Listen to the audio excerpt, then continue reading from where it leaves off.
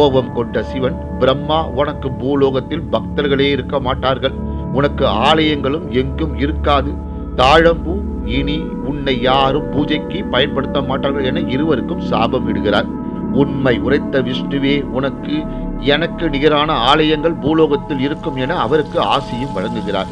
இந்த நிகழ்வு நடந்த இடம் திருவண்ணாமலை. இறையனார் ஜோதி வடிவமாக விஸ்வரூபம் எடுத்த நிகழ்வே கார்த்திகை திருநாள் என கொண்டாடப்படுகின்றது. இந்த நிகழ்வை நடத்திய சிவபெருமான் தான் லிங்கோத்பவர் என வணங்கப்படுகிறார். பெரும்பாலும் மன்னர்கள் கட்டிய ஆலயங்கள் மட்டுமே லிங்கோத்பவர் வைத்து கட்டப்பட்டதாக சொல்வர். சிவ ஆலயத்தில் லிங்கோத்பவர் இருக்க சில விதிமுறைகள் உண்டாம். புதிதாக கட்டப்பட்ட சிவ ஆலயங்களில் லிங்கோத்பவர் இருப்பது அரிதே.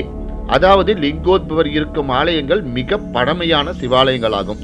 சிவாலயம் சென்று வேண்டும் போது அது விரைவில் பலிக்க லிங்கோத்பவரிடமும் அதே வேண்டுதலை சொல்ல வேண்டுமாம்.